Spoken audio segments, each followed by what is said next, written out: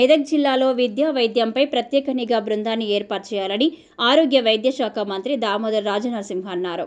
మెదక్ కలెక్టరేట్లో జిల్లా అభివృద్ధిపై అధికారులతో నిర్వహించిన సమీక్ష సమావేశానికి మంత్రి దామోదర్ రాజనరసింహ ముఖ్య అతిథిగా హాజరు కాగా ఎమ్మెల్యేలు doctor Mynampally Rohit, Sunitha Reddy, Prabhakar Reddy, MLC share Subhash Reddy, జిల్లా కలెక్టర్ రాహుల్ రాజ్ పాల్గొన్నారు. ఈ సందర్భంగా మంత్రి మాట్లాడుతూ సామాన్యుడికి అవసరమైన శాఖలు విద్యా వైద్యం అని ప్రమాణాలతో కూడిన విద్యను అందిస్తూ నాణ్యమైన వైద్యంని అందించాలన్న సంకల్పం తమదన్నారు.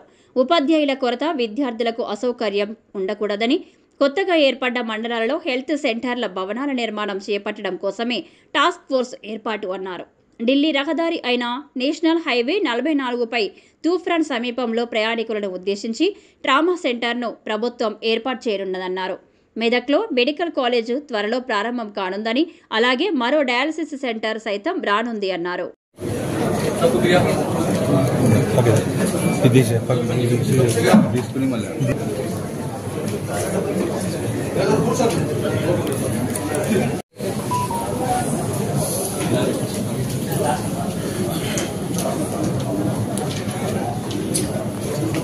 ఆఫీసర్ స్టాఫ్ మాత్రం వేరే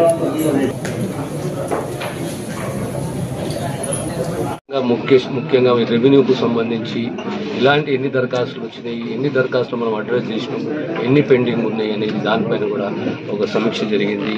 రుణమాఫీకి సంబంధించి ఇంకా కొన్ని పెండింగ్ ఉన్నాయి, కొన్ని కారణాల వల్ల కొన్ని అప్లికేషన్లు సంపూర్ణంగా సమాచారం లేని వల్ల దాన్ని కూడా అడ్రస్ చేసి ఇవన్నీ కూడా రాబోయే కాలంలో కంప్లీట్ చేయాలి అని చెప్పేసి ఆదేశాలు జారీ చేయడం జరిగింది. ధన్యవాదాలు. మెడికల్ కాలేజీకి సంబంధించి మేము అప్పీల్కు పోయాము. బిల్డింగ్ రెడీ ఉంది, ఎక్విప్మెంట్ రెడీ ఉంది, ఫర్నిచర్ రెడీ ఉన్నది. అప్పీల్కి పోయాము. We're hopeful that we definitely get the medical college for Medak. అయితే మెదక్ త్వరలోనే సిటీ స్కాన్ రాబోతున్నది. మెదక్ జిల్లాకు ఇంకో డయాలసిస్ సెంటర్ కూడా రాబోతుంది. ప్రధానంగా ముఖ్య శాఖలు హెల్త్, సీజనల్ డిజీజ్, ఆరోగ్య శాఖ ఏ రకంగా పనిచేస్తున్నది, సేవ చేస్తున్నది, ఎడ్యుకేషన్, తర్వాత వ్యవసాయ రంగము, రుణమాఫీ, రెవెన్యూ, రెవెన్యూ అప్లికేషన్స్, ఆ తర్వాత R&B, పంచాయతీరాజ్, ఇవన్నీ శాఖలపైన సుమారు 3 గంటల రివ్యూ, 2.5-3 గంటల రివ్యూ. ఈరోజు ముఖ్యంగా ఒక నిర్ణయం తీసుకున్నాము.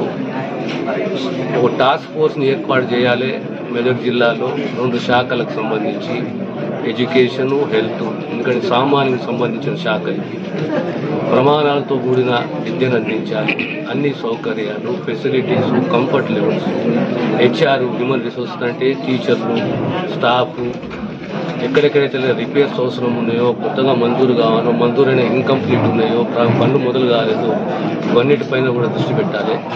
మన పిల్లలకు ఎక్కడ కూడా అన్కంఫర్టబుల్, అభద్రత ఉండకూడదు అనే ఉద్దేశంతో ఎడ్యుకేషన్ శాఖ హెల్త్కు సంబంధించి సబ్ సెంటర్స్ ఇన్కంప్లీట్ ఉండే కంప్లీట్ చేయాలి. అదే రకంగా కొత్తగా ఈ మండలి ఏర్పాటైంది. కొత్తగా మండలి ఏర్పాటైన మండలాలలో PSCని మంజూరు చేయాలి. 2వ అంశం. అప్గ్రేడేషన్ అనేది 3వ అంశము. తర్వాత ఎక్కడైతే బెడ్ల సంఖ్య పెంచాలనో, నర్సాపూరే కానీ మెదకే కానీ ఇక్కడ బెడ్ల సంఖ్య పెంచాలని చెప్పేసి, తర్వాత మన హైవే ఇది ఢిల్లీ హైదరాబాద్ హైవేలో తూప్రాని కానీ ఆ హైవే పైన ఒక ట్రామా సెంటర్ను కూడా ఏర్పాటు చేయాలి. అంటే ఎమర్జెన్సీ డిపార్ట్మెంటు, అంబులెన్స్ సహా ఏర్పాటు చేయాలని చెప్పి ప్రభుత్వం పాలిస్తుంది.